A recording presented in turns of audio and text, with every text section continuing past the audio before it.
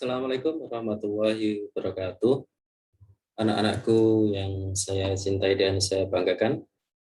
Pada kesempatan kali ini, marilah kita mengawali pembelajaran kita dengan senantiasa mengucapkan syukur kehadirat Tuhan Yang Maha Esa, karena atas ridho dan keberkahannya kita bisa hadir di dalam forum online ini atau di dalam proses video pembelajaran sejarah Indonesia kelas 12. Tidak lupa rasa syukur kita wujudkan dengan senantiasa menjaga kesehatan kita dengan menerapkan protokol kesehatan serta untuk bisa tetap menjaga tubuh kita agar tetap segar dan tetap fit. Anak-anakku yang saya cintai, pada kesempatan kali ini di pertemuan ke-7, Bapak akan menyampaikan beberapa materi terkait kelanjutan materi yang kemarin. Pada saat ini akan ada materi tentang masa awal kemerdekaan sampai dengan demokrasi liberal. Mari kita simak materi kita pada malam hari ini. Saya buat video ini pada jam 11 malam di tengah-tengah chatroom saya atau ruang kucing-kucing saya, menyampaikan materi tentang sejarah Indonesia. Baik, materi kita mulai dengan peta konsep tentang apa itu Indonesia. Saya buat agak tebal. Indonesia pada awal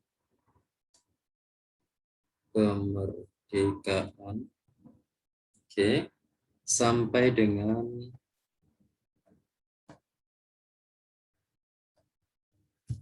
demokrasi liberal.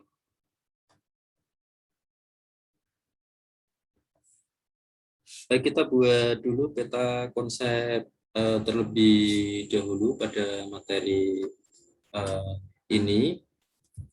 Jadi pada masa awal kemerdekaan, ya, jelas-jelas kondisinya serba kesulitan, ya. Jadi ini adalah masa awal kemerdekaan. Kemudian pada masa awal kemerdekaan itu tentu ada sebuah turbulensi politik, ya. Di sini kita buat kehidupan politik. Kemudian, dan yang tidak kalah pentingnya, masalah perut, yaitu adalah kehidupan ekonomi. Oke. Di awal kemerdekaan, apa yang terjadi di kehidupan politik? Ya, tentu saja hal-hal yang berkaitan sama kehidupan politik tentu adalah mengenai penataan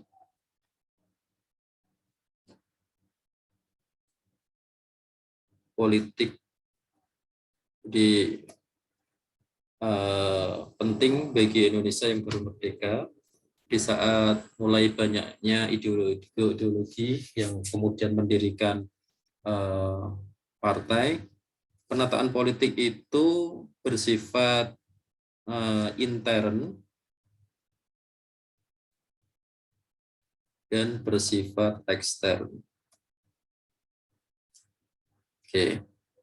Sedangkan untuk masalah ekonomi, ya, kita buat sebuah pemecahan, yaitu kondisi ekonomi kita bagaimana kondisi ekonomi kita. Yang satu adalah inflasi. Apa itu inflasi? Yaitu penurunan mata uang. Jadi mata uang seakan-akan tidak berharga karena kenaikan barang yang luar biasa. Kenapa seperti itu? Salah satunya disebabkan masalah blokade ekonomi. Blokade ekonomi Belanda terhadap barang-barang yang diimpor dari luar negeri. Kemudian yang jelas karena di awal kemerdekaan tentu uang Indonesia belum begitu banyak. Sedangkan yang harus dipikirkan dan harus diprogramkan itu begitu banyak. Sehingga terjadilah kekosongan kas negara. Ya.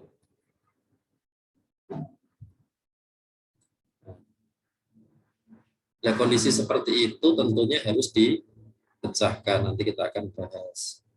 Ya. Jadi kondisi seperti ini tentu harus ada upaya ya, pemecahan. Ya, upaya pemecahannya itu apa saja? Ya, nanti akan kita bahas. Ini baru berbicara tentang ya, ini kalau dilihat lebih kecil ya, berbicara tentang masa awal kemerdekaan. Nah, sedangkan di demokrasi liberal ya sebetulnya ini bisa berbesar kembali. Di sini ada demokrasi liberal saya warnai agak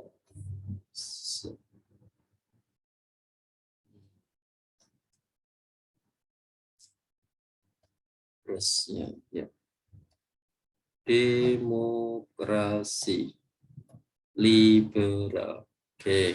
Demokrasi liberal pun sama sebetulnya, yaitu mengenai kehidupan politik,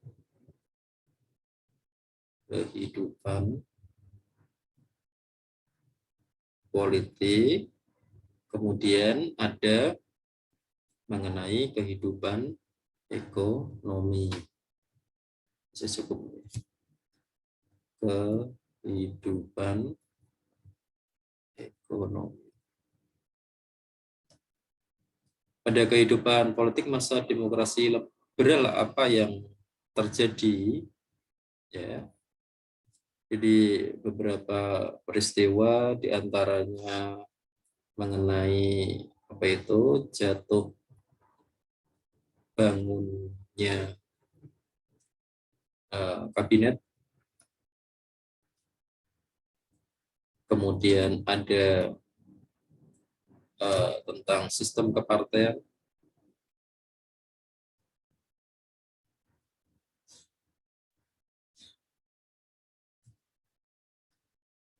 kemudian ada tentang pemilu.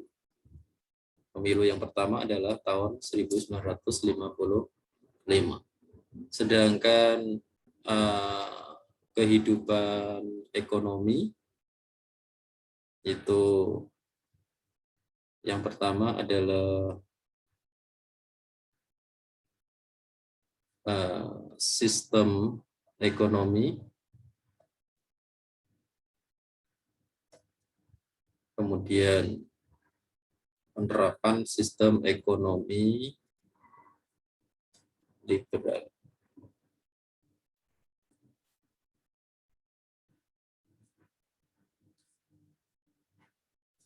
Kemudian ini adalah penyelesaian. Ya, penyelesaian.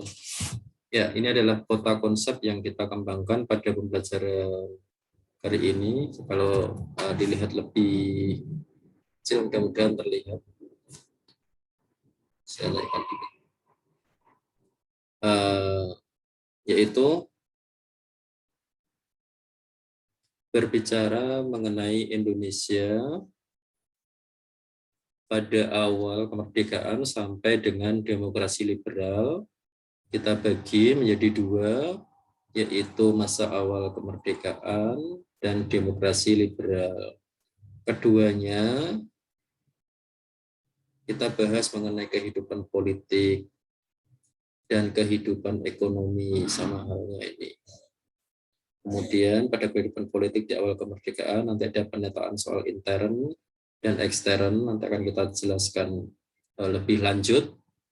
Kemudian kehidupan ekonomi, di antaranya membahas soal kondisi ekonomi, di antara inflasi, blokade ekonomi, kekosongan kas negara, kemudian demokrasi liberal, mengenai jatuh bangunnya sistem kabinet, kemudian sistem kepartean dan pemilu, kemudian mengenai sistem ekonomi liberal.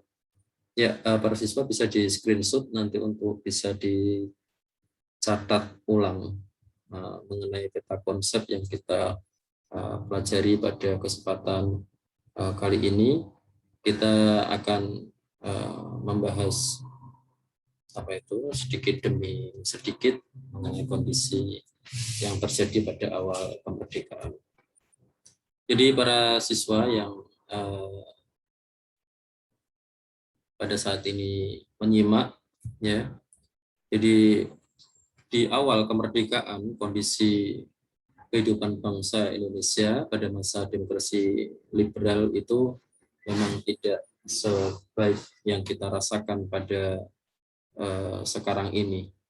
Jadi banyak sekali permasalahan-permasalahan yang ditimbulkan karena memang di awal kemerdekaan kita tentu masih menyisakan banyak masalah. Ya. Jadi di awal kondisi kita itu masih berlaku 3 mata uang, yaitu ya kita bahas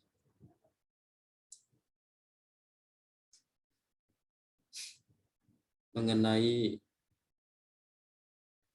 berlakunya 3 mata uang. Ya.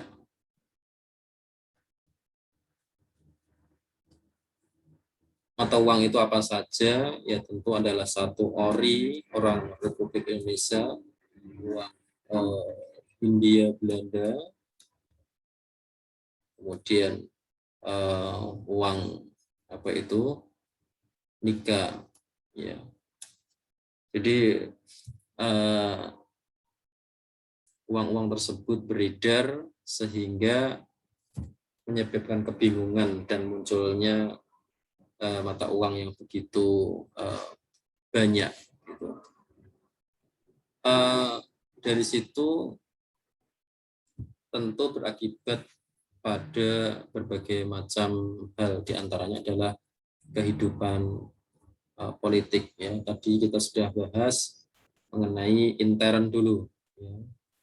Ya, bagaimana keadaan intern? Jadi di intern, ya, internal, ini kita akan bahas, kita gunakan warna ya. Intern, apa yang terjadi intern itu berarti dalam negeri Indonesia, di antaranya adalah persaingan parpol atau partai politik. Tidak dapat dipungkiri dengan merdekanya Indonesia, tokoh-tokoh tentu tidak memiliki kesamaan ideologi. Mereka dilahirkan dari latar belakang pendidikan yang berbeda, dan beberapa dari mereka merupakan lulusan-lulusan negara Eropa Timur, bahkan di Cina, atau beberapa di antara mereka lulusan dari negara-negara Barat yang berpaham liberal. Jadi tokoh-tokoh semacam Amir Syarifuddin yang berpaham sosialis, D.N. Aidit yang berpaham komunis, atau bahkan yang cenderung lebih netral seperti Hatta atau seperti halnya tokoh-tokoh yang lain itu menginginkan eksistensi mereka dalam bidang politik dengan mendirikan partai-partai politik. Ya. Di samping itu berbagai permasalahan gangguan keamanan, ya. Gangguan keamanan kemarin Sudah kita bahas gangguan keamanan atau sebuah usaha disintegrasi, ada yang dari ideologi, kepentingan, apa itu, konflik kepentingan, kemudian ada yang terkait wilayah, itu menghiasi di bumi Indonesia. Ideologi ada PKI komunis ya, dan DITII. DITII kemarin sudah kita bahas, ada 5. Kemarin saya lupa, konflik kepentingan itu adalah PRRI, Permesta belum kita bahas. Kemudian yang terkait apa itu PRRI Permesta, satu lagi terkait pemberontakan yang kepentingan internal ya, kepentingan internal itu mulai banyak, sehingga di sini tentu konsekuensinya adalah menguras keuangan negara. Kenapa? Karena memang mobilisasi untuk menumpas pemberontakan yang telah terjadi itu memang tidak murah ya. Mobilisasi tentara dari, apalagi tidak segampang yang sekarang banyaknya transportasi. Zaman dahulu untuk mobilisasi membutuhkan biaya yang tidak sedikit ya. Jadi itu. Kemudian ini kita bahas soal intern ya. Kemudian ada ekstern, apa saja ekstern. Kita pokoknya coret-coretnya. Kita coret sini. Ya, oke. Ekstern menambah beban negara karena kita harus siap perang dan mobilisasi tentara, yaitu yang pertama adalah kedatangan nikah. Kenapa di sini dimasukkan ekstern? Ya, karena memang unsur asing yang masuk ke Indonesia, dan di situ tentu ada penolakan dan menyebabkan pertempuran di berbagai daerah. Kedatangan nikah ini kemudian membuat konsekuensi penolakan. Ya. Penolakan ini terjadi di banyak, seperti halnya di Surabaya, kemudian di Bandung, kemudian di Medan, dan lain-lain. Ya. Di sisi lain adanya status quo Jepang. Nah, ini juga menimbulkan masalah. Nah, ini menimbulkan konflik juga. Ya, contohnya ada di Semarang, ya, dengan pertempuran 5 harinya. Ya, kehidupan ini disikapi dengan tidak mudah oleh pemimpin. Jadi selain itu, bahwa ini kita bahas tentang perkembangan politik, ya, kehidupan politik ya, di awal kemerdekaan bagaimana. Jadi yang pertama di awal tentu tentang pembentukan sebuah negara pada tanggal 18 Agustus 1945, Insinyur Soekarno itu memimpin sidang PPKI untuk pertama kalinya dan menghasilkan sebuah keputusan yang sangat penting, yaitu tentang apa itu tanggal 18 Agustus 1945. Oke. PPKI. Apa itu? Yang pertama adalah soal UUD. Kemudian UUD 45 ya. Berikutnya adalah ditetapkannya presiden beserta wakilnya. Kemudian ada KNIP. Ini menjadi salah satu syarat terbentuknya negara. Kenapa? Ini adalah konstitusi, ya. Ini adalah pemimpin alat negara, ya. atau eksekutifnya, sedangkan ini adalah ya legislatif. Ya. Belum ada DPR. Ya, embrionya masih Komite Nasional Indonesia Pusat atau embrio menuju ke DPR. Di samping itu pembentukan alat negara dan pemerintahan seperti halnya kementerian, kemudian Komisi Nasional Indonesia Pusat Daerah, kemudian ada lembaga-lembaga daerah itu mulai juga dirintis dan dibentuk. Di samping itu juga ada setelah itu ada pembentukan 8 provinsi. Ya. 8 provinsi itu yaitu ada Sumatera, kemudian ada Jawa Timur, ya, kemudian ada Jateng, kemudian ada Sunda Kecil, ya, Sunda Kecil atau Bali ya disebutnya, ya, atau Bali Nusa Tenggara itu, kemudian ada Jawa Barat, ya, kemudian ada Maluku, kemudian ada Sulawesi, ada Kalimantan. Itu 2, 3, 4, 5, 8 ya.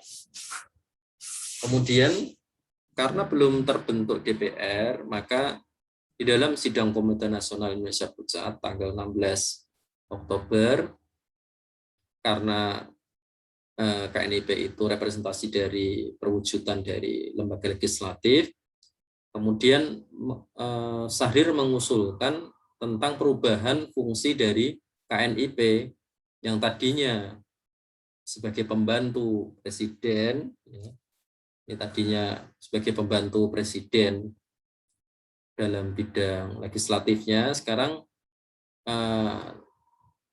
benar-benar diberikan sebuah kekuasaan legislatif, diberikan, ya, tadinya kan dibentuk untuk membantu presiden karena belum ada DPR, sekarang minta untuk diberikan hak sepenuhnya terkait hak-hak legislatif, di antaranya untuk menetapkan GBHN, dan hal itu kemudian disetujui.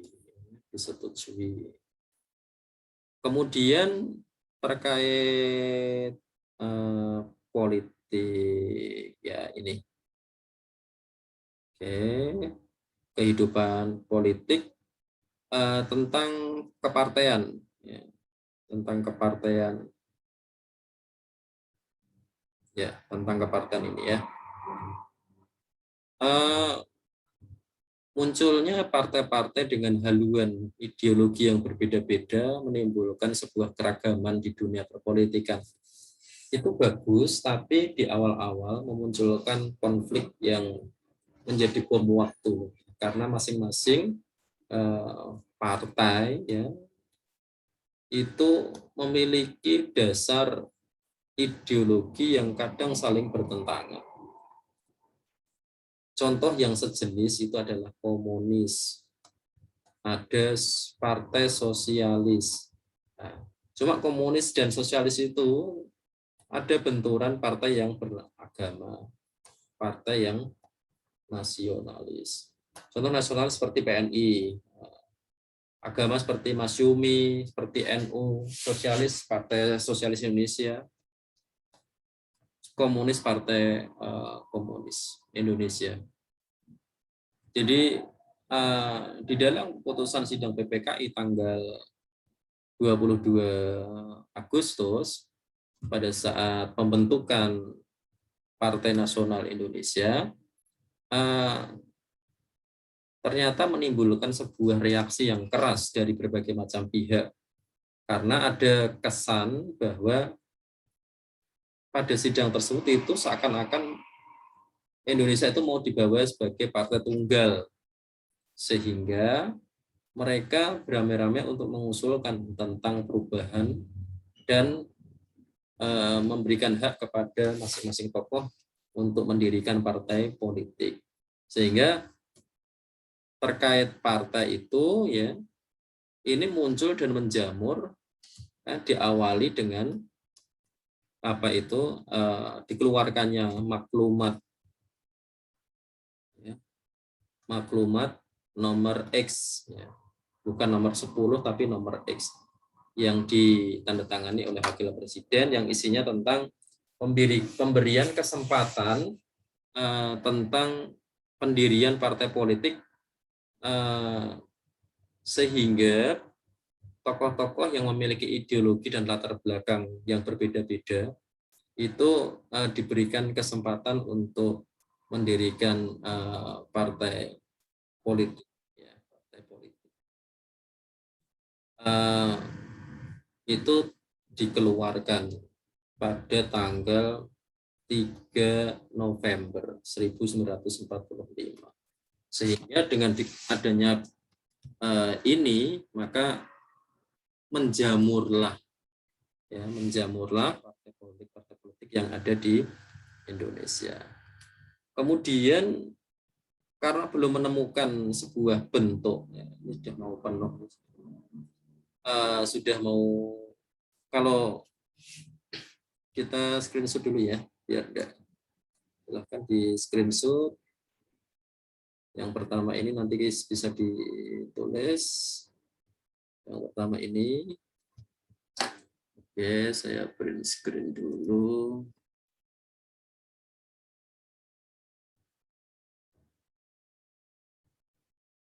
Saya save aja. Save ke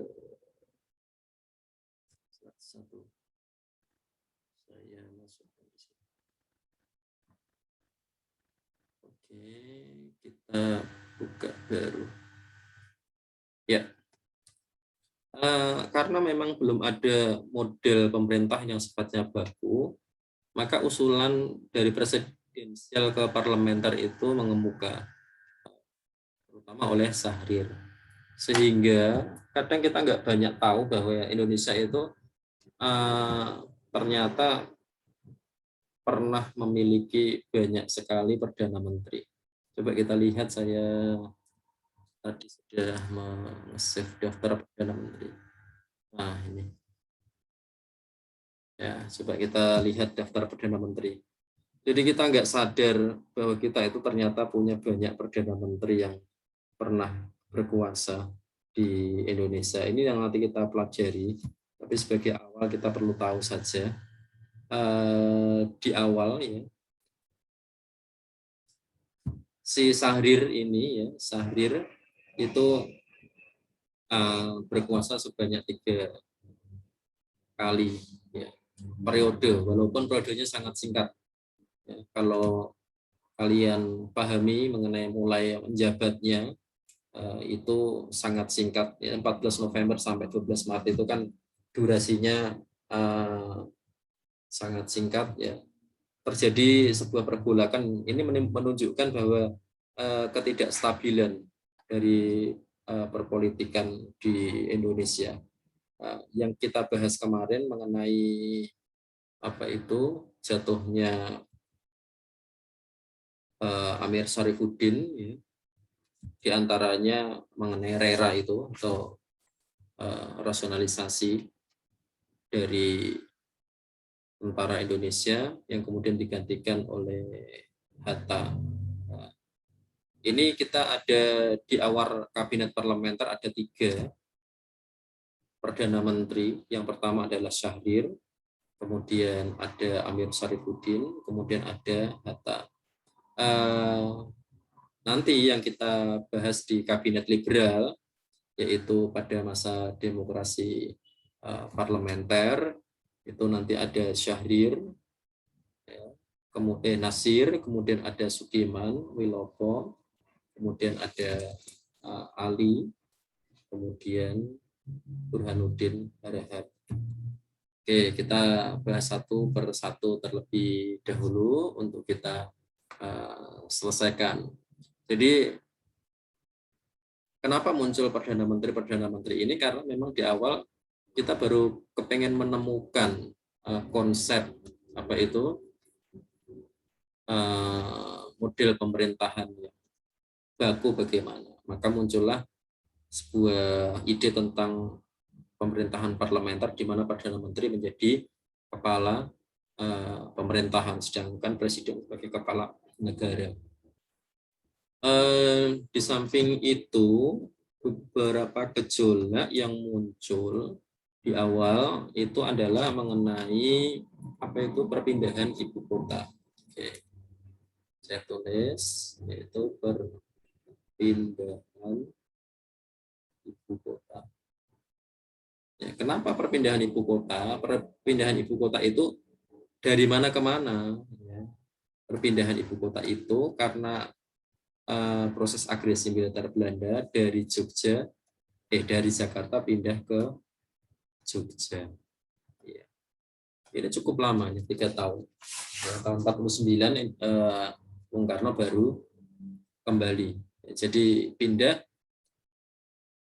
tepatnya tanggal 14 Januari 1948. Ini menyebabkan ketidakstabilan karena di situ Belanda sangat dominan di situ. Kenapa pindah di Jogja? Karena yang jelas soal pengamanan tentara itu cukup kuat di sana. Kemudian di Jogja itu tidak dijumpai pasukan sekutu sehingga siapapun leluasa menunjukkan dan menyebarluaskan tentang kemerdekaan. Di samping itu dukungan dari penguasa lokal, yaitu dalam hal ini adalah Hamengkubuwono ke-9, cukup konsisten di dalam mendukung Indonesia dari hal material maupun moral. Kemudian yang jelas letak Jogja yang dekat dengan kota-kota besar sekitarnya, sehingga bisa apabila ada sesuatu yang tidak diinginkan itu bisa pindah dengan cepat, seperti halnya dekat dengan Semarang, dekat dengan Solo, ya. Sehingga kemudian presiden dan wakil presiden itu serta menteri-menterinya pindah sementara untuk tetap menjaga hubungan internasionalnya tetap berjalan. Di samping itu pasang surut mengenai konflik Indonesia Belanda, jelas konflik Indonesia dan Belanda. Konsep Indonesia Belanda itu memang kaitannya tentang pengakuan kedaulatan. Diperparah lagi dengan campur tangan NIKA yang tidak netral.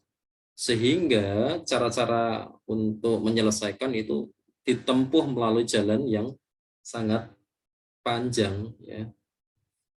Cara-cara penyelesaiannya. Apa saja diantaranya ada perundingan Linggar Jati.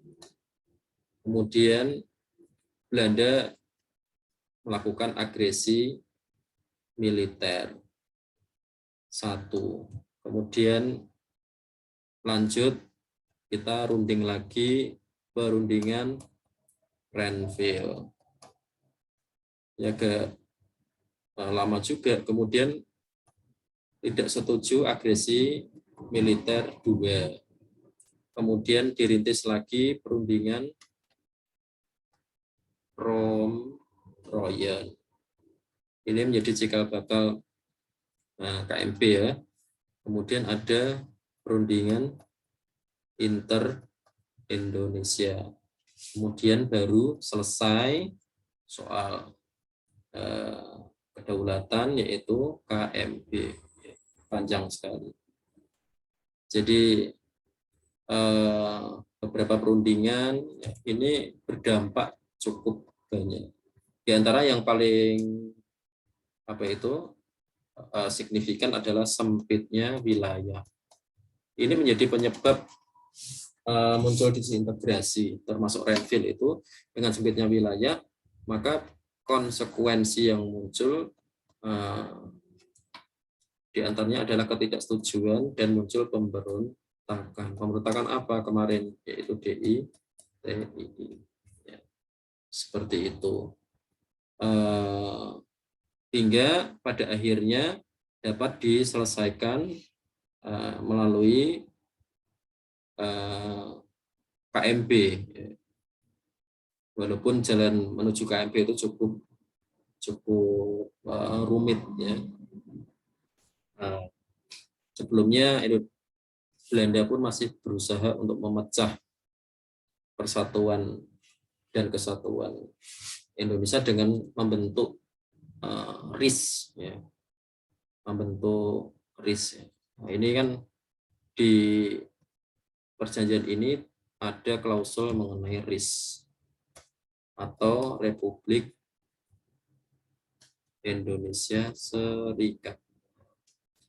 Indonesia Serikat. RIS ini membagi ada 7 RIS ya. Indonesia Timur, kemudian negara Jawa Timur, Madura, kemudian Sumatera Timur, Sumatera Selatan. Ya. Kemudian negara tersendiri itu ada Jawa Tengah, Kalimantan Barat, Dayak Besar, kemudian ada Banjar, Kalimantan Tenggara.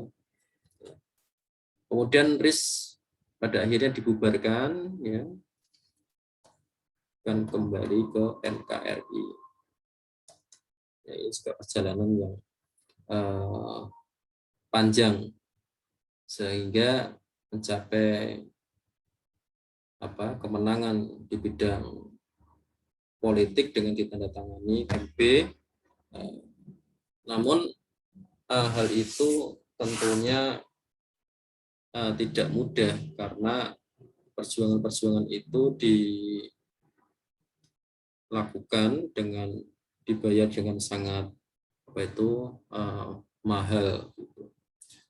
Kemudian mengenai kehidupan ekonomi sendiri, Indonesia mengalami suatu suasana yang ekonomi yang sangat kacau dan sulit gitu.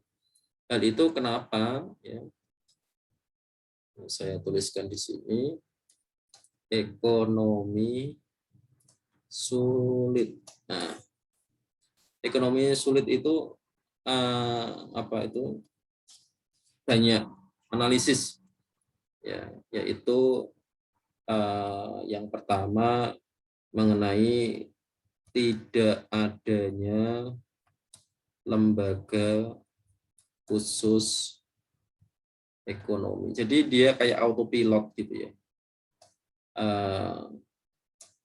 Autopilot kebijakan-kebijakan personal saja. Ditambah lagi mengenai ekonomi masa Jepang mewarisi kehidupan yang buruk ya. Jadi masyarakat Indonesia banyak sekali diperas. Kemudian yang jelas adalah keamanan yang tidak stabil. Tulisan saya jelek ya, enggak apa-apa. Mudah-mudahan bisa dibaca. Kemudian ada blokade ekonomi, ya, blokade Belanda. Ini juga memperparah keadaan ekonomi. Ya, di situ keadaan yang seperti ini menyebabkan sebuah kondisi sehingga terjadilah inflasi. Inflasi nilainya mata uang tidak ada harganya dibandingkan dengan nilai barang. Ya. Di samping beredarnya mata uang, 3 mata uang tadi ya, yang menyebabkan peredaran mata uang terlalu banyak. Ada mata uang Dejavasebeng, Hindia Belanda, kemudian ada mata uang Jepang. Gitu. Blokade ekonomi ini juga menyebabkan barang-barang ekspor Indonesia menjadi terlambat dikirim dan barang-barang impor itu menjadi tidak bisa masuk sehingga Indonesia kekurangan barang-barang yang dibutuhkan oleh masyarakat. Dengan supply dan demand yang tidak seimbang menyebabkan tadi mata uang barang menjadi langka, mata uang menjadi tidak berharga. Jadi blokade ekonomi ini memang menyebabkan Indonesia mengalami kekacauan ekonomi dan agar terjadi sebuah kekacauan sosial yang menyebabkan Indonesia itu sibuk untuk menangani masalah intern. Kemudian kekosongan kas negara itu tentu berimbas kepada penanganan program-program esensial yang sangat penting.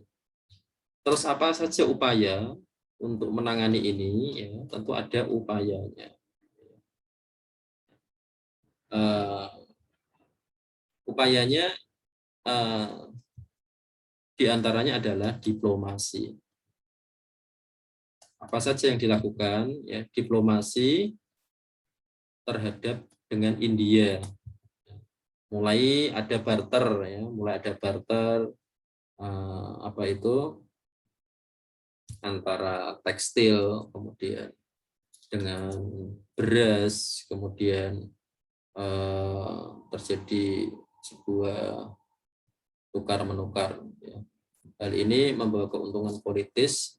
Dengan adanya kerjasama dengan India ini akan mendapatkan dukungan aktif dan diplomatis terhadap perjuangan Indonesia di forum internasional.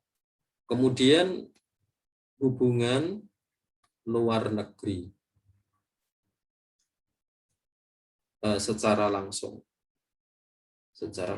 tidak lagi melewati RIS atau melewati Belanda. Jadi banyak tokoh-tokoh yang membuka hubungan dagang secara langsung ke luar negeri dengan pihak swasta di luar negeri, dengan kantor-kantor dagang atau perusahaan swasta di luar negeri. Di antaranya yang dirintis oleh BTC atau Banking and Trading Corporation yang dibantu oleh Sumitro Jayadikusumo, yaitu ayahnya dari Prabowo Subianto. Nah, di situ mulailah sedikit bisa mengurangi akibat. Di samping itu ada konferensi ekonomi yang membahas tentang bagaimana cara menyelesaikan ekonomi dengan mendatangkan para cendekiawan serta orang-orang yang kompeten di bidangnya. Kemudian di samping itu ada pinjaman nasional. Ya, pinjaman nasional. Jadi pemerintah meminjam uang rakyat dengan masa pengembalian 40 tahun. Tujuannya adalah untuk mengumpulkan dana dari masyarakat untuk kepentingan perjuangan dan menanamkan kepercayaan masyarakat kepada pemerintah. Kemudian ada badan perancang, ya ini perancang ekonomi. Ini sebetulnya untuk memastikan bahwa ada badan khusus tentang perekonomian sehingga concern terhadap permasalahan. Ini yang berimbas kepada pemberontakan, diantaranya adalah RERA, ya, atau rekonstruksi. Ya, R-nya adalah rekonstruksi, R-nya adalah rasionalisasi, angkatan perang. Ya, ini salah satu cara untuk menghemat anggaran, di mana angkatan-angkatan perang yang begitu banyak dirasionalisasi atau dikerucutkan lebih sedikit sehingga rasional untuk dibayar melalui APBN. Kemudian ada Casimo Plan. Ini dari IJ Casimo. Casimo Plan ini adalah sebuah usaha tentang swasembada pangan, ya, yang dirintis oleh Menteri Kemakmuran IJ Casimo. Kemudian ada Persatuan tenaga ekonomi, dan pembentukan atau uang Republik Indonesia. Demikian para siswa, mudah-mudahan waktu yang begitu panjang ini bisa disimpulkan, bisa di-ringkas, ya. Silahkan di screenshot terlebih dahulu.